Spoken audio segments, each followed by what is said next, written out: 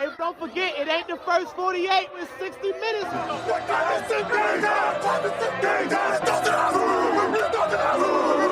with the king, best not best. Even the score now, we need to score now. Back on that wall, when you hear that call, you know it's going down. We play from beginning to ending, you know how we finish. Turn to the bank, gotta handle our business. We need the ball, so it's time to go get it. Play with your heart when you hit, make it feel it. You know I'm with. You come to the bank and get out of line, we sending a blitz. Say who you with? You know I'm with. That purple and black, and when we attack, you know what it is. You're now locked into Zone 32. What's up, ladies and gentlemen? This is episode 143, and I said we about to talk. My bad, y'all. I'm tripping right now. You know, I ain't used to this because, you know, Jake been on the little streak, but, you know, I had to take over. But anyway, we got my guy Will in here, Drew, and you got me, Trippy. I don't know where the rest of the crew at, but hey, I guess Jake got electric from the job. He licked his fingers and stuck them in an outlet. God only knows where the fuck BT is. Grant is off. Who the fuck knows? What, are you recruiting maybe? I don't know what Grant does in his free time anymore. Grant, I ain't see Grant since his Walker scored a touchdown. His unit took a hit recently. So I've heard Grant still, you know, upset over the Fenway Bowl loss for the Tar Heels. I don't know how true that is. I know that you know really hurt his feelings. I would be sad too if my favorite college team lost to UConn. So, basketball school. You was at that game? Yeah, it worked. It was cool. I mean, again, like playing. It wears off after the few times. Like the first time they did a football game at Fenway, I was like, oh wow, this is fucking sick. And then like this is like the 8th or 9th time they've done one where it's kind of like, okay, cool, they're playing football. Same thing with hockey. They've played hockey there a couple times, and it's like they did 2 Winter Classics there. And I'm like, oh, the first one was great, and the second one I was like, hooray, it's hockey at Fenway. Like, I don't know. The only thing I like about it now. Didn't they do, what's that thing called, the bean pot? Yeah, they've done the bean pot at TD Garden. They did, I forget what they called, Frozen 4, something like that. They did there one time. Okay, so they did do a college thing there. Yeah, they've done college there. They did like a Notre Dame BC game at Fenway one time, which was pretty cool. That was the most packed football game they had by like a long shot. They've done Harvard Yale there, which is like nerds that should not be watching football, doing like weird chants and stuff like that. I was like, yeah, not for me ever again. One of the crazier things ever. So I went to New Haven just to eat pizza, and did not realize that basically like a lot of those pizza spots are packed right around Yale campus. Because they used to call New Haven Gunway because it's not really a great place to be. They're called Toads. Yeah, like Toads is not really safe. I wouldn't have advised going there 10 years ago. It's cleaned up a lot now, but yeah, so everything's kind of centered around everything that they wanted people to go to before was centered around Yale. The Yale campus, it looks nice. Like when you're around. Yeah, like the Yale Bowl is cool. Like that. Well, but then I'm also noticing you can't get actually into the campus. Like you can't walk on campus without going through some sort of like secured gate or locked because door. they don't want the people who hang out at Toad rob and the future bright minds of America that went to Yale. So right, like New Haven, Andre Yoshivash. Yeah, Yale. He went to Princeton, didn't he? He went to Princeton, but Ivy League nerd. Same it's thing. all the same. Also, Andy Bernard. The fact that he says it Yosivash instead of Iliosovas or whatever the fuck we think it was. Yeah, just sounds like a fucking nerd. Yeah, just say your name the way it's spelled, dork. Yeah, my bad though. But what y'all would y'all want to recap what happened on Christmas? Because that's the last time we 2 years in a row we was for small children who last year was people who got Brock Purdy jerseys, and this year was probably people who got CJ Stroud jerseys. There's not a ton to say about that game. I mean, it was ugly quick. Derrick Henry scored a touchdown finally. Lamar only had to throw the ball 15 times, and we just like beat the living fuck out of them. I did not watch the halftime show, thankfully. Yeah, I feel like that was probably the most eventful part of the game for a lot of people watching was the halftime show. But again, no interest in Beyonce, just not for me. You enjoy Beyonce, feel free, go for it. I'm not going to judge you, but just not music for me. And also she's probably tied to the P Diddy sex trafficking shit. So don't want to split that. But yeah, I mean, other than a safety because Derrick Henry tried to truck somebody and sort of got tripped up and took a step backwards, like we just beat the living fuck out of the Texans, which we all said was going to happen. So yeah, Texans are demolished injured. I get it. Texans are injured. I get it. Will Anderson had a drive there. Like we had just been running it down their throats. Like they could not stop the run to save their lives. And then at one point, Will Anderson was like, fuck this. Like I got to make them stop running the ball, and had like one impressive drive. And then the rest of the defense didn't follow suit with him. So we still like beat the fuck out of them. I mean, that's exactly what we expected out of that game though, is the Texans are fine. They're going to win their division. They're a good team. They're not that good though. They're still a couple But years they're not off. on our level. They regressed. They're they're actually, I think they're worse this year than last year. Well, part of the problem too, Tank Dell got hurt, Stephon Diggs got hurt. Joe Mixon is They got a couple defensive players hurt. Yeah, they got defensive players hurt. Stingley is still like makes rookie mistakes. He hasn't quite made that jump yet from like he was really good his rookie year, and he's really not done much different. Again, CJ Stroud spent the offseason living life like a top 5 quarterback instead of, working on getting better as a quarterback, and it shows. Should have stayed off that podcast. Yeah, should have stayed off the podcast. Stop hanging out with that bald chick. I can't think of her. Amber Rose, the one that Kevin Durant tweeted. You have a mean bald head like Charles Barkley and MJ. Probably one of the greatest tweets of all time. But yeah, like he lived that celebrity life instead of focusing on football, and now you're seeing what happens on the field. And all that being said, they're still going to walk into the playoffs, and they can make some noise in the playoffs. They're a decent team. Again, like that's the kind of team the Ravens should be. So I'm glad we went out and we did what we were supposed to do. It is specifically the team the Ravens have abused more so than any other team. I just want to say I own CJ Stroud has never beat, whether it was with Ohio State or now with the Texans. All right, so I'm just going to recap the score predictions from last week. I had a 27-point victory, and so did you. Yep. We won by 29. And really, we could have won by 30, but Jake had a 31. Jake had a 31 point. So we have the argument that we were the same, but I think we can both agree that Jake was the closest. What was my score prediction again? You fell asleep or something. I don't have yours. I feel like we all did what Trippy was going to. I fell asleep. I felt last week. Yeah. No, Trippy definitely was around last week because he predicted light purple pants and it didn't happen. But for some reason on here, it's crossed out. So like maybe there was some revisions made or something. I'm not so Trippy.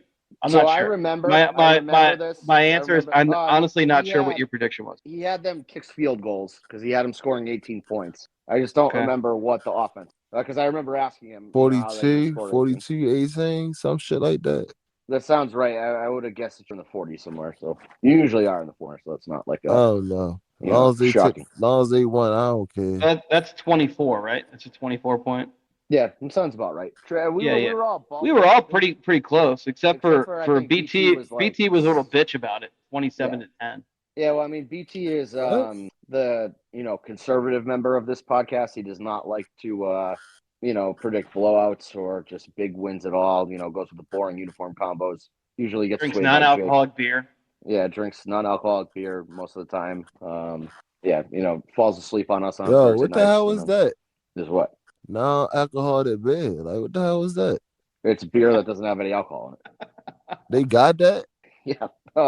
Yeah. Well, that's like a diet. Like, I don't know. Like, it's not even like anything. It's worse. It's like so it got 0%. Yeah, it's got 0% alcohol in it. Tastes like beer. No, it's basically beer without the fun stuff. Like I can't even. There's nothing in the world that compares to non-alcoholic beer. I actually saw a commercial for it the other day. I don't know if you guys saw this. Is it that Athletic Brewing Company? Yes, and it's like Bud Ice Zero. People at the bar, and they're like, "Do you have what kind of non-alcoholic beer?" And the bartender's like, "Athletic," and they look around, everyone's drinking it. The most unrealistic fucking commercial I've ever seen in my life. Could you imagine going? Okay, so a frequent commenter on here stopped drinking for a month because I don't remember what his rationale was for that, and we went to Hooters, and he was our designated driver. But I bullied him into ordering O'Doul's there, and some woman came out with it and had to rub dust off it because she was like, nobody orders fucking non-alcoholic beer at a bar. I only made him do it to humiliate. So I think that's probably the only reason non-alcoholic beer is even available at some bars is that like somebody loses a bet and it's basically the equivalent of like icing. I feel like is like making them drink a non-alcoholic beer at a bar. What did VD say? he's lying, but me, Will, and VD are in a high stake. If your favorite team loses, you get called a homosexual. So Not VD, gay. so VD is currently suffering because Miami lost. But yeah. And he's already assuming the Chiefs are going to lose. Hey, not too much on Miami, all right? Well, I mean, Miami is just not Michigan, not a powerhouse program that wins bowl games. So they couldn't even cover that fucking spray. You know what? I ain't gonna lie to you. I'm kind of sick of Miami now. I think I'm about to just find me a new college team. Well, I mean, if you want a new college team, beat the shit out of teams that are favored to beat us by 2 touchdowns or more. No, I don't even want Michigan. Number 1 recruit in the country, Bryce Underwood's coming next year. Good. Everything's looking up. Just don't be a Notre Dame fan. Penn State? Why? I ain't gonna lie. Drew, Penn State just seems like it's lit. Drew, your girl Marlene's here. Oh, I haven't seen Twitter in a while. What's up? She's big time. She aligns with most of our sports people, so definitely follow her. If you don't, sure ain't gonna be a Terps fan. Well, yeah, and don't be a Notre Dame fan. Like Will, for example. Yeah, he's gonna get the shit beat out of him today. I was kind of mad I took Oregon though. I thought Oregon was gonna beat Ohio State, but I was wrong. See, I keep getting into this problem now with college football where like I convinced myself Boise State was gonna win because while I was looking at the game to bet on it, somebody said, "Oh, last time they were in the Fiesta Bowl, was the hook and ladder in the Statue of Liberty game." And I hate Penn State, so I was like, "Oh yeah, I could definitely get." And then obviously I bet on Oregon today because I fucking hate Ohio State, and it just didn't work out. So shit backfired on you. I gotta stop. Betting I had Oregon too. I was on Oregon. And see, so like I was Georgia would be a heavy favorite against Notre Dame, and so I went into that like I think that's going to be like a touchdown game either way, and one of those ones where it's like who gets the ball first. Or Vegas has it basically as a last minute. Yeah. Field goal. When I looked at it this morning, the money line for both sides was -110, which is literally a straight pick 'em. And so that's why I was confused by it because I was thinking like I'm either going to take Georgia like -2.5 or something like that, or it's going to be like I'm going to take Notre Dame +10 and feel like a fucking genius. So the most recent line I saw was Notre Dame -1.5 +105. Yeah, which is wild. Yeah, crazy line. Yeah, and so like, I ain't gonna lie, Georgia gonna beat the shit out of them tomorrow. Watch. So here's the thing: is Georgia's got the freshman quarterback, that Stockton kid, in now because the loser Carson Beck's hurt. So like, is he gonna come out and light the world on fire? Yeah. And be like, "Oh, I was better than Carson Beck all year. Ha ha, you're all fucked." Listen, I don't want to come off as a homer. I also hate Riley Leonard. I have to throw that one out there. What's that? I hate Riley Leonard. That's fine. I was going to talk about the defense. Notre Dame's defense is very, very good. Right, but like, are they SEC? Yes, they are. That's the thing that they don't get credit for. They create turnovers. How do I know that? I watch fucking Notre Dame every week. But they don't. What SEC team they played? What does that matter? I watch SEC teams too.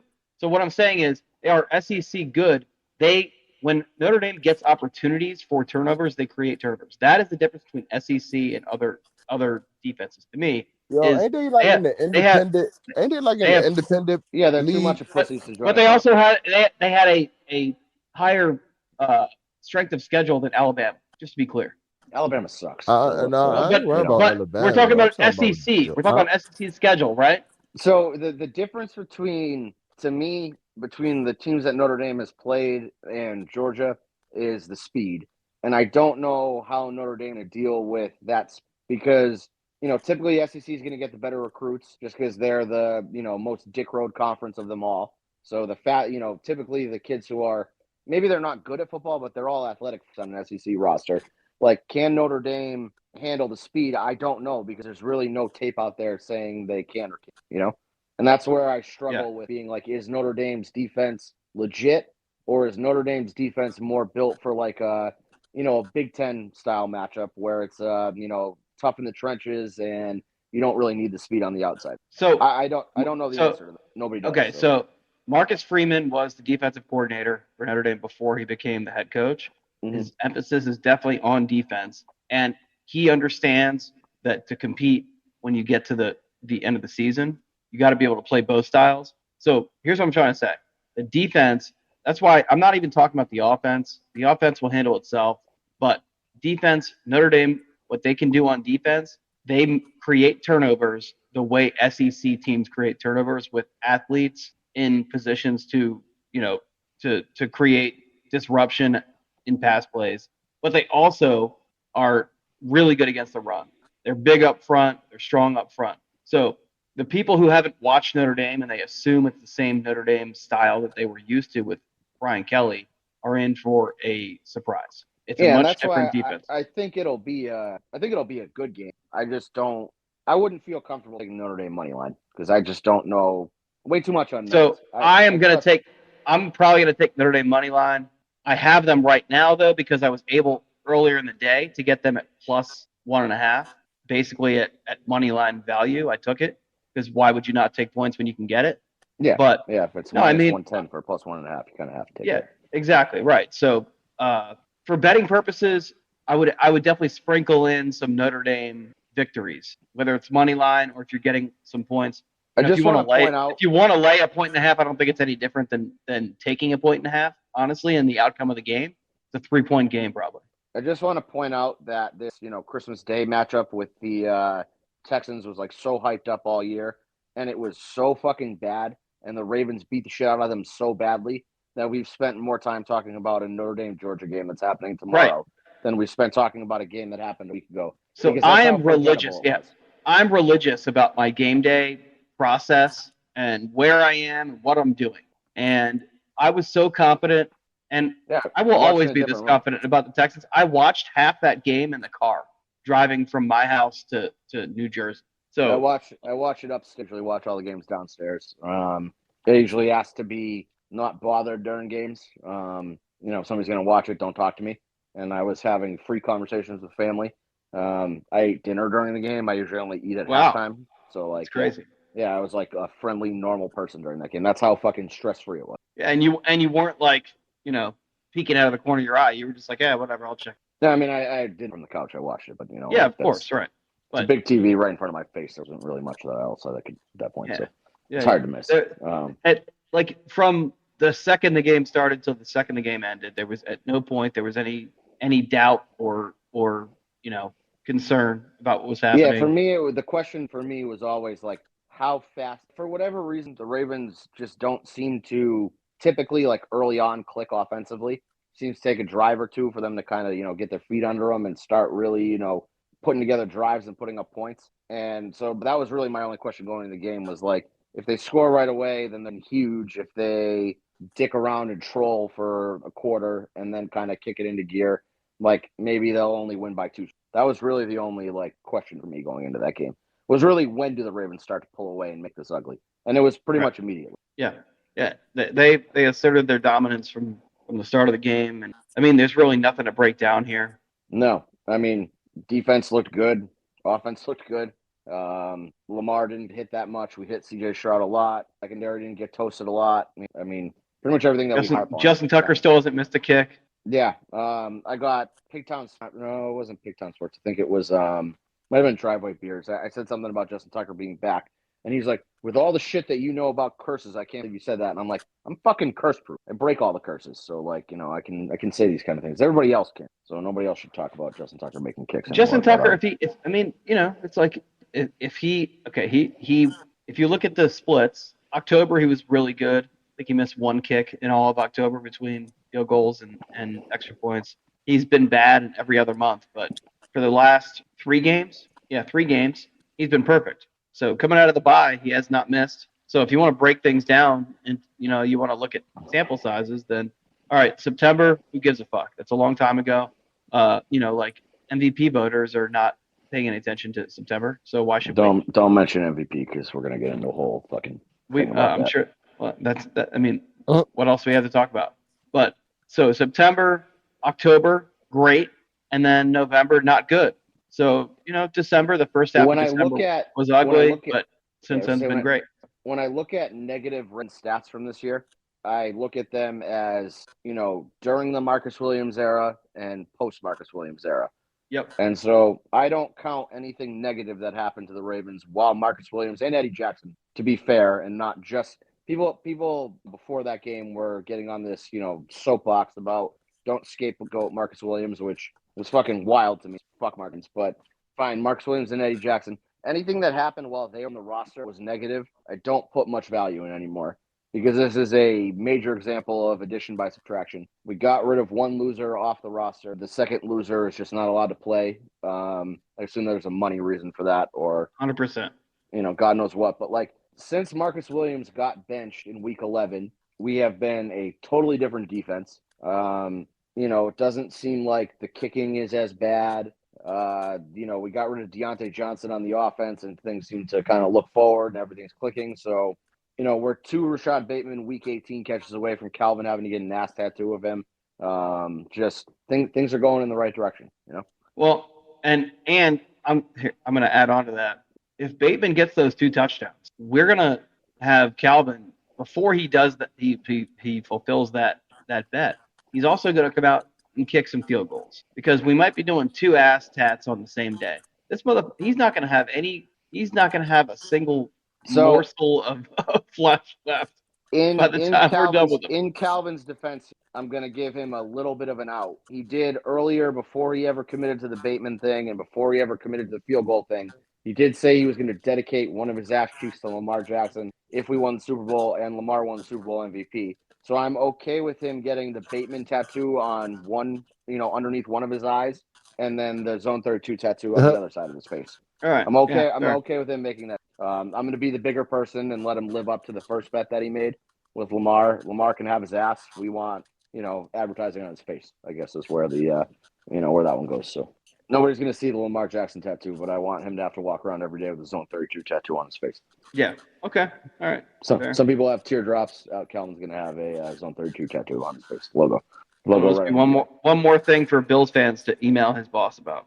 Yeah. So do we want to get into Bills? Because I quickly got put into, I put myself in one. It was my mistake. That Kale Buffalo dipshit is one of the dumbest fucking human beings I have ever seen exist on the internet. And he just spends all fucking day making these retarded arguments about why Josh Allen is, and then he gets his little dumbass cronies replies that are just like, oh yeah, you're so great, you're right. Okay, if you look back at the last 7, all of them were the number 1 seed in one of the conferences, and they played quarterback. Josh Allen is not the number 1, okay? Josh Allen is 2 seed. So you can't preach this nonsense about fucking precedent and voters doing the right thing and whatever fucking dumb buzzwords you want to fucking use and say that Josh Allen is the MVP because he's not a number 1 seed. And hey, Drew, let me just add, when you're talking about, that is very valid.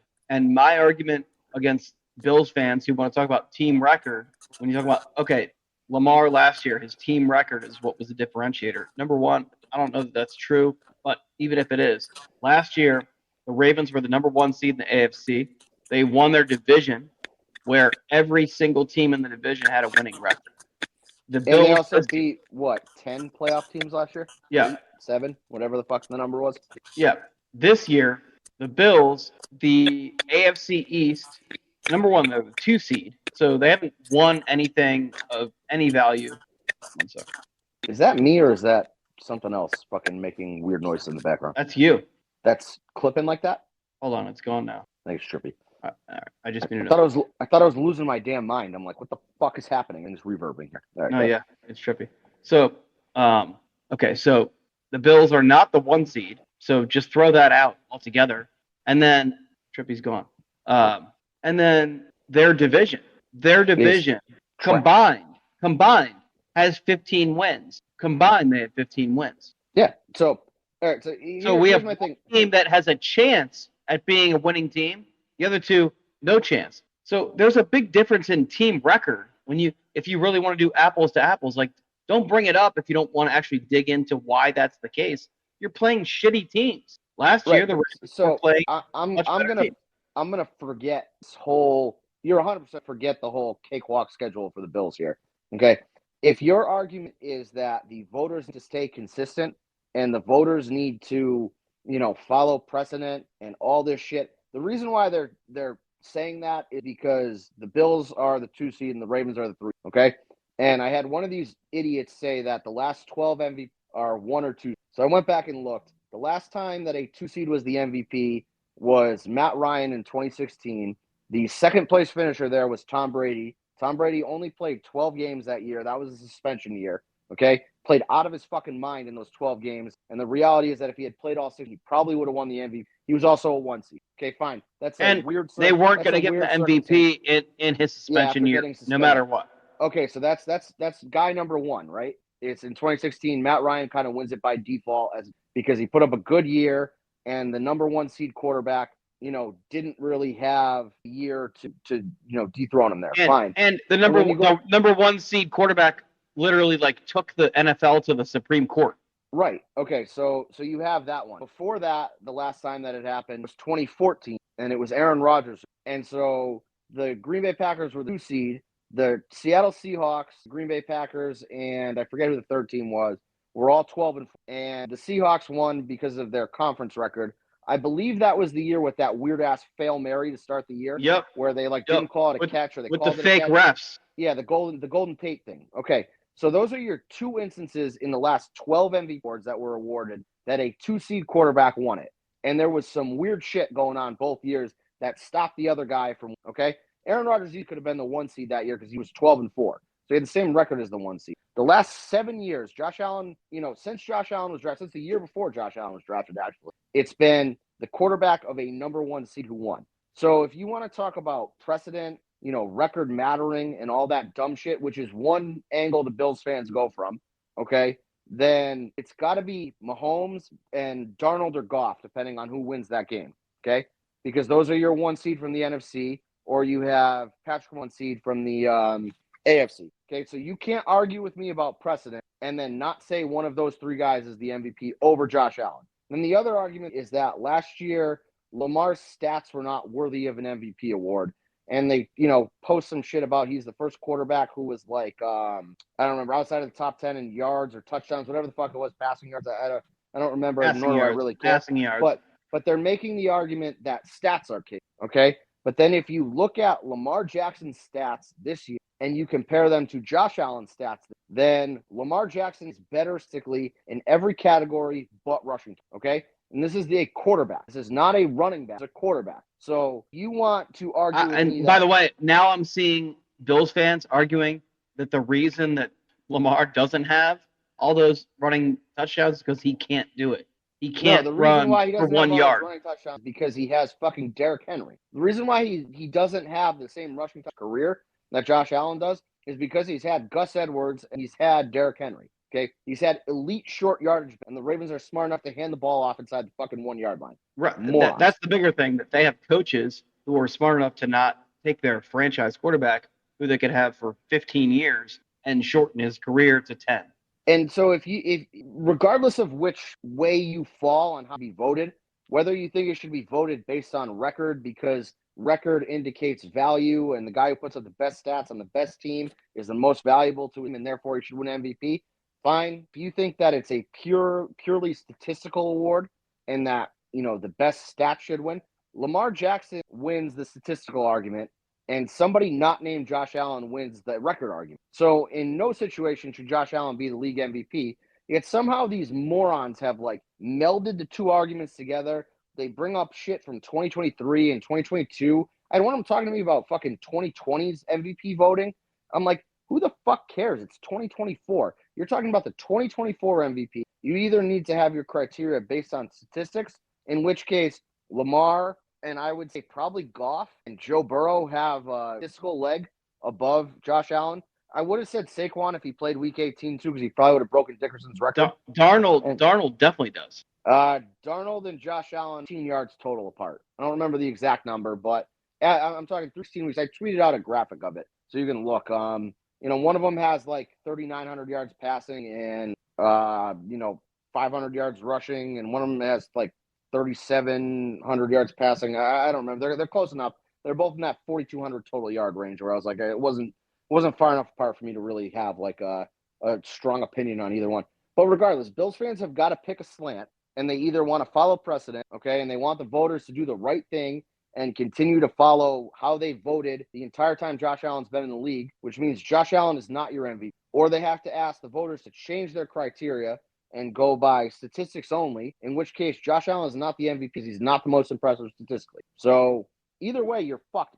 The only thing you fucking cared about on Twitter for the last month is that your guy Josh Allen's going to win MVP, and he's just fucking not. He is not the league MVP. This is going to be a charity participation trophy MVP if you win it.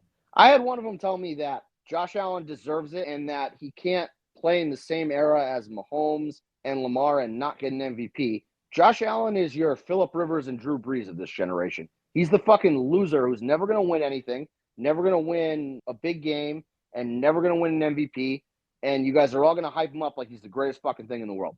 All right, so go fuck yourselves. So just to be clear, Darnold total yardage 43.55. Mm-hmm. Allen total yardage 37.31 passing, 5.31. So that's five. It's like it's within 100 yards. Yeah, it was very close, and I think Goff blows him out of the water total yardage, like 200-300 yards more than Josh Allen, because I think Goff has more passing yards than Lamar. That's the biggest thing. So Allen has a good year, no doubt. Josh Allen is good. Josh Allen's a good be clear. player. You know, he's don't, good. Don't get me wrong. If he, like people talk about, switch them. If we had Josh Allen, I would love Josh Allen. He's awesome. He's great. Okay, but Lamar Jackson's performance has been better than his this year, and the difference between the 2 seed and the 3 seed is the fact that you play in the worst division in football. That's it. A cupcake conference. That's it. And so the other is they talk about, you take Josh Allen off the Bills, they're a 3-win team. And they were claiming last week that if you took Lamar off the Ravens, they're a 10-win team. And I'm just like, what fucking games are you guys watching? The Ravens have been 4-10 2021 without Lamar starting. I believe 2 of those Week 18 wins against the Steelers when it didn't fucking matter. So, like, who fucking cares at that point? So, the reality is, in games that count, the Ravens have won 2 games without Lamar Jackson starting. I believe one of them was against the fucking Chicago Bears, who were like the first overall pick that year. And Lamar got like diarrhea or something like that before the game and didn't play.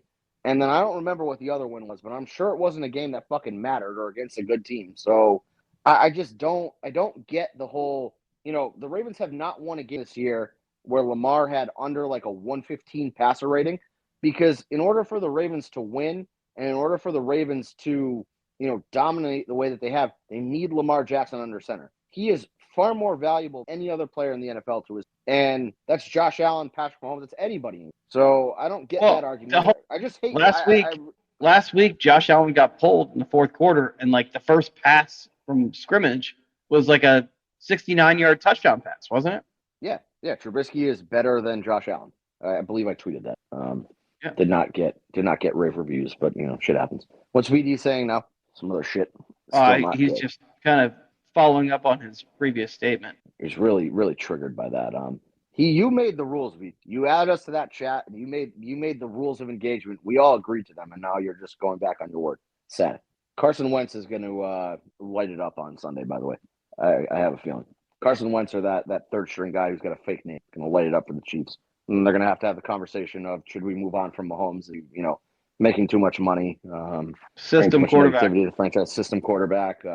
Chiefsaholic probably doesn't rob banks. Patrick Mahomes is not on the Chiefs. Jackson Mahomes is a bad person. Patrick Mahomes' dad is in prison. Brittany Mahomes. Chiefsaholic, knows what. By the way, is not a likable guy. Yeah, no shit. Breaking news: bank robber. Never would have guessed that in my. But like he doesn't even like have like bank robber energy. He's not cool. He's just an annoying fucking guy. Yeah, he's an annoying guy who lives in a car. He's there. There's nothing like nothing. Cool I don't know, like these fucking people in that movie who are like they're talking about him like he's some kind of attraction that like he's a fucking he brings weird something dude. to the table. He's a weird dude who wears a fucking wolf costume. Yeah, the girl who you watched the movie, right? I think so. I watched one that came out a while ago. I don't know if I watched it, so I don't know which one you're talking about. This girl's obsessed with him. She was talking about she's saying he's important to the kingdom, and she was more distressed about like his legal proceedings. What's going on with him and the team. Like Jesus Christ, what's going on here? I don't know if you watched the So Chiefsaholic, the real deal. He's got Chiefsaholic fan inside of the Chiefs. Yeah. I mean, worshiping criminals is something that the Chiefs do, which is kind of gross. Well, and there's always there's a little bit of there's some kind of weird culture around women who are women who are into people criminals, guys who are in jail. Well, because if a guy's in prison at all times, so women can trust him. They know that he's not getting into anything because he's in prison. Yeah, nobody gets into anything in jail.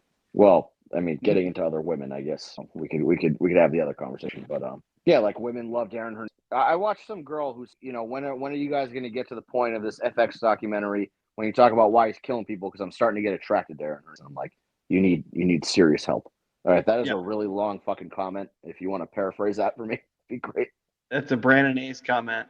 Says it pisses him off that the Bills fan base always wants to use, well, he has another great offensive player, Derrick Henry, with him, which is unfair. Tells me that any other quarterback can have elite talent on offense except Lamar, which is true. So, like, there's been in the past, part of the knock on him has been that he doesn't elevate people around him and blah, blah, blah. And he doesn't have some, like, bought and paid for supporting cast. They signed Derrick Henry for below market value, basically, right? $8 million a year. I'm old enough to remember that when we signed Derrick Henry, people were like, classic Ravens going, you should have gone all out for Saquon, the real offensive weapon. Right. Right. So because Saquon, I think, got like $13 million a year. I think he got $39 million over 3. Yeah. And I think it can go up to like 44 or something. Like there was some fucking escalators in it, but whatever. Doesn't fucking matter. The whole supporting cast is fucking stupid. Because other than Lamar in 2019 and Lamar last year, and even last year he had better weapons in 2019. If you look back, I mean, Brady had Moss, Aaron Rodgers had Devontae Adams, Mahomes had Tyreek Hill and Kelsey. Like every fucking quarterback who wins MVP has somebody good they throw the ball to. I mean, look at Kurt Warner won 2 MVPs, and he had Marshall Faulk putting up fucking wild numbers. He also had Isaac Bruce and Torrey Holt throw the fucking ball to. Right. So like. The supporting cast argument is fucking stupid because you can't put up great numbers like otherworldly numbers if you're throwing it to me. If I'm Lamar Jackson's wide receiver 1, he's not going to put up good numbers. That's just not going to happen. Well, okay, but at the same time, we're talking about a guy who's won 2 MVP awards. He put up great numbers, but you have to look at the totality of his performance because the guy, he's multifaceted and whatever else. But on top of that, if you want to really analyze his passing numbers, they're going to be influenced by the talent that he's throwing to. So he's having to spread the ball around more. He's having to use lesser talent and elevate them to a higher level, which he's done, obviously, because he won MVP two times in years where he didn't have elite talent. But if you now, look at the biggest difference in his numbers this year, passing-wise, previous years, is he's getting about another yard or 2 yards in yak on every catch that he was getting before. His air yards have been consistent basically his entire career. And so the difference now is that he's got a offensive coordinator who's not running 3 guys into the field. He's getting people in space that he's throwing to. So okay, so I would add on to that with, and this is something that everyone who knows Joe Flacco knows this. His best year was with Jim Zorn as his quarterback's coach. So when they did not extend him, bring him back, whatever. We're talking about 2014 with Kubiak? Because that was Flacco's best. But or are you just talking about the playoff run? So the playoff run. That year is the year that he had Jim Zorn. So Jim Zorn came in from being a head coach. So I think that we had, because we brought in Jim Caldwell late in that year. I think we had Caldwell on staff, and then we fired Kirk Cameron or whatever his name is. Cam Cameron. Yeah. Kirk Cameron. Jesus Christ. Right. So yeah, we had Christian during that playoff run, that Super Bowl run, we had 3 NFL head coaches. Basically, guys who within basically within that calendar year had been head coaches on NFL teams were on the staff, and they went on to win the Super Bowl. And Jim Zorn, being Flacco's quarterbacks coach, it was clear that was the year where where Joe Flacco took a huge step forward in terms of his development, and it all came together during that playoff run. Now, this year we got Lamar with T. Martin, who's been part of the staff, but who stepped into a role where he's more integrated directly with the quarterback. And Lamar looks like a different player this year to me. Just he makes better decisions. He processes faster. He processes better. He's more confident. It's really all it boils down to. Is he knows when he throws the ball, somebody's going to catch it. And I don't think he had that confidence in his guys. That's efficiency. And that's coached. Yeah. That's coached because we know Lamar Jackson can be a guy who makes plays, who puts up numbers. There's no doubt about that. He's proven that over and over again. This year, he's being efficient with the time he has the ball in his hands. So can you see how many people are watching? Yeah. How many? I have a take meant to be in the trust tree, so I don't want it to be. We have 186 people watching this live. All right, it's a pretty big trust tree. So nobody repeat this online. Don't clip this. The reason why Lamar Jackson looks better this year is because Rashad Bateman. And we needed a guy, all those playing Rashad Bateman's role, to be reliable and be able to catch the ball. And this is the first year that Rashad Bateman has been able to be reliable and catch the ball. And that has been the biggest difference in Lamar Jackson's game, is that in the past when he threw those balls to Rashad Bateman, they were not caught. They were either dropped or he was running the wrong route or whatever the fuck was wrong with it.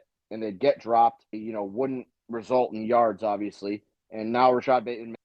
So I guess credit to Lamar for continuing to go back to a guy who probably proved to be worthy of your trust before, who has now proven to be somewhat worthy of your trust. So, but nobody repeat. I do not want that to get back to Rashad Bateman. I do not want him to get a big fucking ego over this. But he has been the key difference in the offense, I would say. Well, so we said this from the start when EDC gave him that extension. It was basically like the expectation from a guy who gets that contract. He gave him a contract that was, it was in the ballpark of what Nelson Aguilar gets paid with incentives built in. So, he's getting paid like a wide receiver 3 on most teams because the wide receiver market is pretty expensive right now. So, whatever he does above and beyond that level of value, then great contract. He's playing like a bona fide wide receiver 2. He's been really good. He has exceeded every expectation I had for him. I mean, and realistically, unless you set your expectations way too high because you got caught. You have Rashad you have a bias or whatever. But like based on what he's done every year, like what it averages out to, what he's done this year is a huge step up and exactly what Drew, you and I being like the king haters of Bateman, that's what we wanted from him this year. What he's done. Yeah, and again, like you got a step up from him as well, but that was kind of like a expected step up. His production is pretty much the same as last year, but he's gotten more targets. And I would say that you got a fully healthy Drews all year, which you didn't get last year. So I would say the biggest difference between last year is that you don't have Odell on the field, but you do have Bateman giving you what you expected out of Odell last year. Well, and Bateman is actually so my hesitation before this year was when Bateman gets the ball, generally, he's been good. He's had some very high-profile failures, some like huge drops, whatever. Okay. That's always been his problem, is not when he has the ball in his hands, it's getting the ball in his hands. That was the issue. Right. So last year, his failures compounded on top of the fact that, like, in the past, he's been hurt or whatever, so his chemistry wasn't there. So last year, it compounded on itself very early to me. So yeah, he kind of got right. So he got bumped down on the priority list, and that's where Nelson Aguilar stepped up, did a good job with the opportunities he got, and so they all kind of fell into place. Yet Odell gained like 565 yards, and then everybody else was like 400 yards around there, something like that. 400 yards and 30-something catches, 30, 35 catches. So coming into this year for Bateman, it was I can get more catches, but I have to earn the catches. Like, so that's why early on this year, it was like Bateman was looking at 4 targets in a game, something like that. But Bateman has truly grown into that wide receiver 2 role. I give him credit for it. He shut his fucking mouth and played football. Exactly. He is becoming the player that we thought he should be. And he's on an affordable contract, so it's like it's fair on both sides because he kind of robbed the organization for the first 3 years. Yeah. And then his agent's a moron and got us a deal, so, kudos to that guy, too. His manager. His manager who allegedly wants to fight me. If that was the real guy, I'm still waiting. Told me he had my address and my phone number. I haven't gotten a phone call, and nobody showed up to my house. So another tough talker online. But yeah, I hate giving the guy credit because I feel like it's somewhat out of context. People won't quite give you the right context on that. But that's the difference between 2024 Lamar's passing and previous year Lamar passing is that he has a steady, reliable retargets field at all times. And Zay Flowers, Mark Andrews, and Rashad Bateman. And I feel like in the past he had maybe two. He always had Mark Andrews. That's good for him. Like Mark Andrews has been steady his whole career, but then he was kind of struggling to find those other guys. And I feel like we have those guys now. And so like he knows, he's still over all the time. He still hasn't really grasped that Zay's a mid, but like he's getting there. You know what I mean? He knows when he gives Zay the ball quickly and gives space, Zay's going to make somebody miss and get a first down out of it. He now knows that when he Zay is Hollywood, like Zay is what people thought Hollywood would be. Exactly. So Hollywood, if you want to talk in video game terms, Hollywood is like regular Mario, and Zay is Mario when he eats the mushroom or like the flower. Zay, the flower. Perfect, right? Yeah, the closest thing that I can think of for Zay is like an Antonio Brown, Tyreek Hill. Yeah. You're going to get him the ball. If you put it in his catch radius, he's going to catch the ball and he's going to make somebody. He's electric, right? And he's going to do some crazy shit. Exactly. And now you've gotten to the point with Bateman where if you're going to toss the ball 50 yards down the field, like you can be somewhat confident he's going to catch it. And that's not something that existed before. No.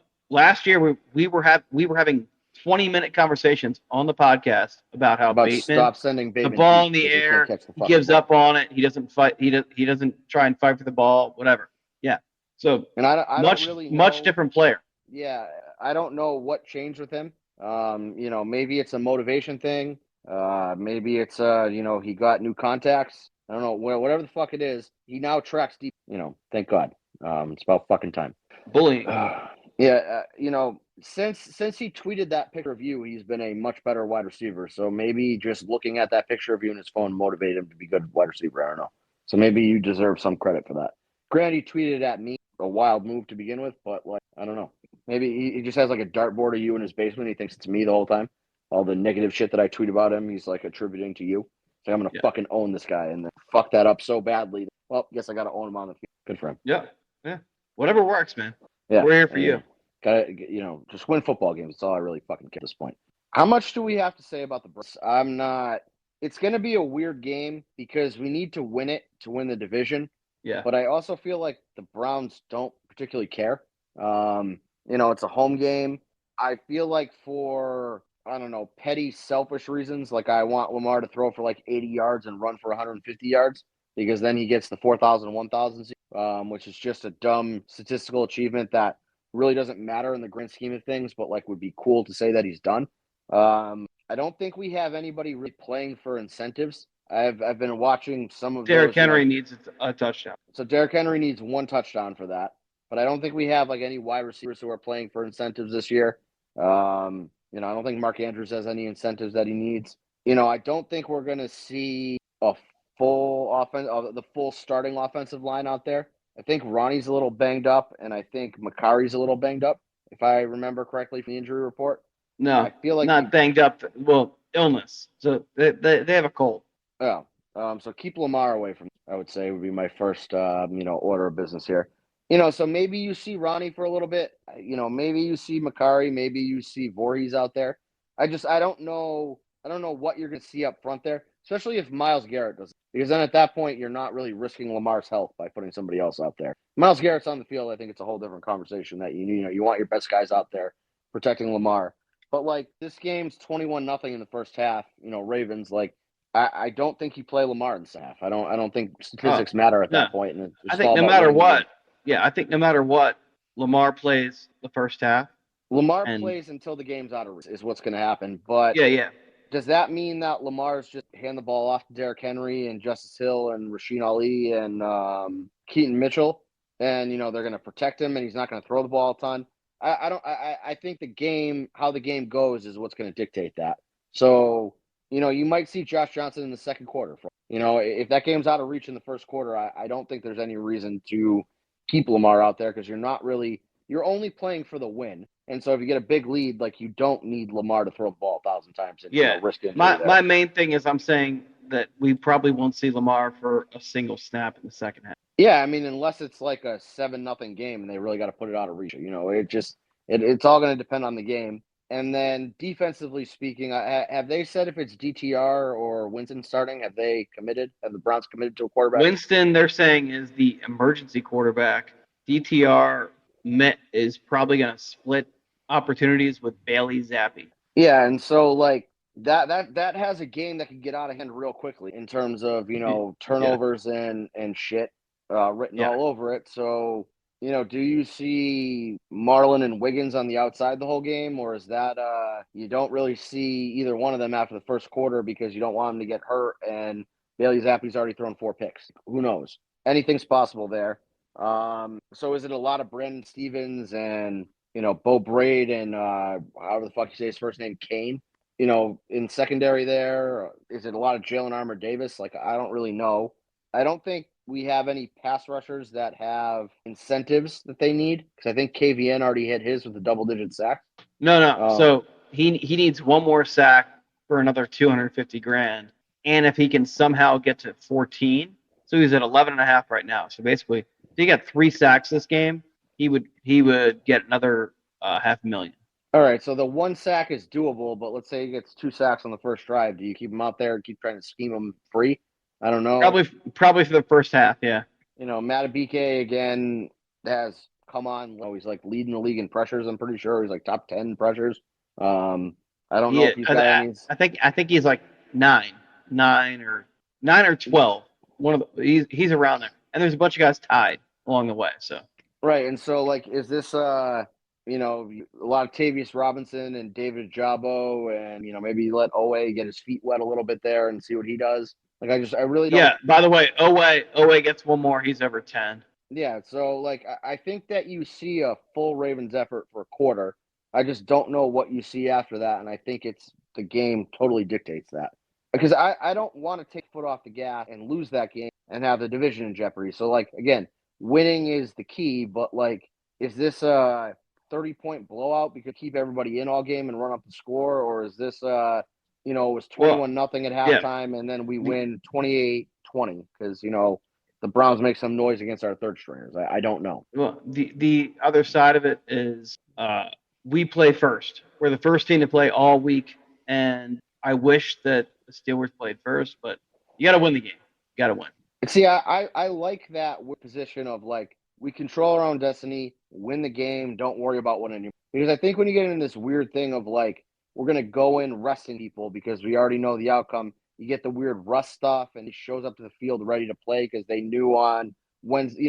If Lamar knew today that he wasn't starting on Saturday, I feel like his whole week of preparation's off.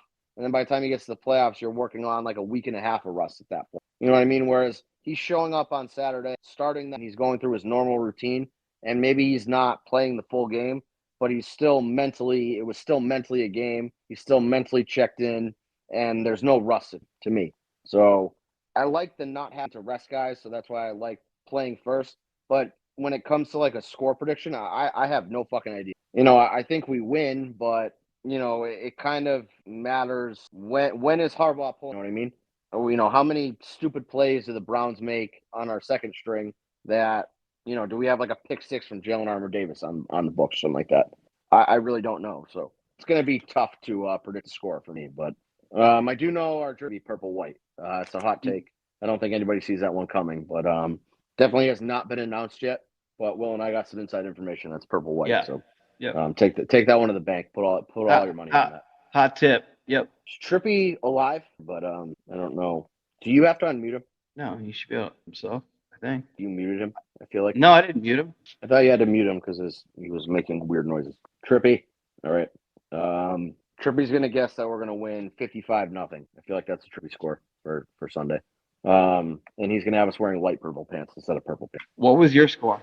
I didn't give one. I gave a cop-out answer if I don't know what the fucking scores. Ravens win. Put a gun to my head and make me guess. I'm going to say 28-10. Okay. And that's with the caveat that I don't think Lamar Jackson plays the full game. I really don't think he plays more than a half, but it could go a lot of different ways there. Okay. My score is 27-17. Yeah, so ballpark. Oh, I'm sorry, 27-13. Yeah, so same ballpark that I'm in. Yeah, same thing. Yeah. Yeah, maybe we manufacture a couple 50-plus yard kicks for Tucker. See if he's still got it. Maybe not. I don't know. This is like I don't know what for our weekly parlay. I don't know what I'm going to put in because I really don't know. I really don't know what's going to happen. I think this is a big Ricard touchdown.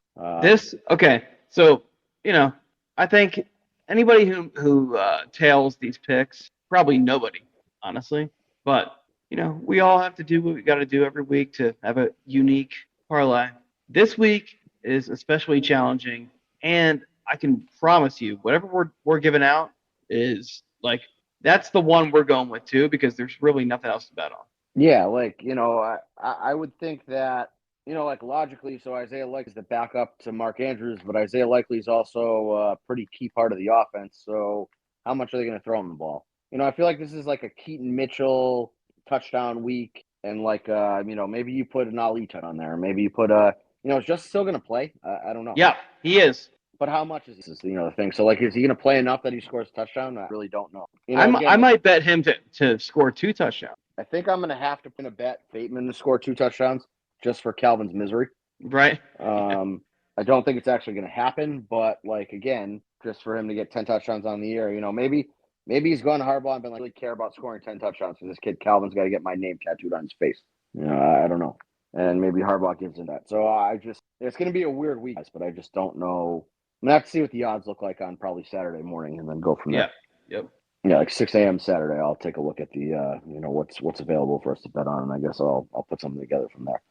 I think we've I don't know of any other topics that Max told us to cover some fucking guy's thread, which we kind of did in the Josh Allen MVP thing, but that fucking guy was Lamar winning P last year. He can suck my dick. I don't care how correct he was this year. I remember you saying that Lamar should win the MVP last year. So stay on that fucking side, pal. Same thing with the fucking Orlovsky. As a kid native, and a guy who remembers, Dan Orlovsky was the first decent player at UConn for football in a long time. Nobody cared about UConn football at all. And so I now remember, I remember people talking about UConn football. Him and Terry Cawley were there. Go fuck yourself, Dan Orlovsky. You declared the race over way too long ago. You now apparently are a paid contributor to the Bills website. So that's probably why you were pushing that bullshit narrative about Allen having the MVP locked up. And now you want to talk about, maybe it's not over and Lamar's great. Stick to tweeting dumb shit about how often you watch your Dan. Maybe focus on not stepping out of the back of the fucking end zone. And who's the fucking backup quarterback that always runs his mouth on Twitter too? Fucking fat guy who got taken 5th overall from me. I can't remember his fucking name. He's got 2 first names. Chase Daniel, yeah. Suck a dick. Shut the fuck up. Nobody cares about your fucking opinion, okay? The reality is the NFL draft today, I could stand on the sideline and hold a clipboard just as good as you could. You fucking retard. Stop with your dumb shit. You're not important just because you played in the NFL. He's one of those guys. Oh, I played, so I know what's going on. Him and another Chiefs lineman who always says dumb shit online. Mitchell Schwartz. We get it. You played in the NFL. Congratulations. But, you're an idiot. So just stop. Just stop with the dumb shit. Don't talk anymore. Emmanuel Acho, you've had beef with in the past, has actually been, of that group who kind of have the hot take and kind of say dumb shit to get clicks. He's been the most rational out of all of them, which is terrifying. That he's the voice of reason among that group of idiots that just try to get the sensational thing. The knockoff Skip Bayless. I don't know. I feel like there's other people to fucking step on here, but I can't remember them because they just don't really register. Not important enough for me. Richard Sherman's been quiet, though. I don't know why. Maybe because last year it went so poorly for him when he decided to open his mouth on the MVP race. Probably still hasn't recovered from that. And that lady. Oh, yeah, Montse Bolanos. Real quarterbacky dump it. That was probably the meanest thing I've ever said about a woman on this podcast, but fuck her. Drew's quarterback grades, what I call my grading scale, but Lamar Jackson's better than everybody else. If you don't agree with me, then debate my grading system, losers. She's been real quiet. The queen of made up grading systems hasn't had much to say on this topic. I wonder why. I feel like we're just rambling for shit to say at this point. Yeah, I don't know. I mean, if we fuck the Browns up, basically we're gonna win that game, and then we get in the playoffs when shit actually is really what it boils down to. Yeah, this episode was kind of a fuck around episode. Next episode, we'll see if we can wrangle up Grant. If you guys are still listening, I want you to tweet Max and let him know that you're still listening and this episode mattered, because he said some dumb shit about nobody cares about this episode. And Deontay Johnson, fuck you. No, you're reading our chat, pal. Bitch. Yeah, bitch. Fucking big Zone 32 guy, but won't come on. Yeah, maybe we'll wrangle up. Really know where he is. Grant's favorite holidays. We might be MIA for a couple days. So big day of partying on January 6th for Grant. So, huge day in Grant's house. Yeah, we keep the Christ and Christmas on this podcast, but Grant's real holiday is that's what he loves. So I'm not gonna die. I'm gonna die. It's time for me to die.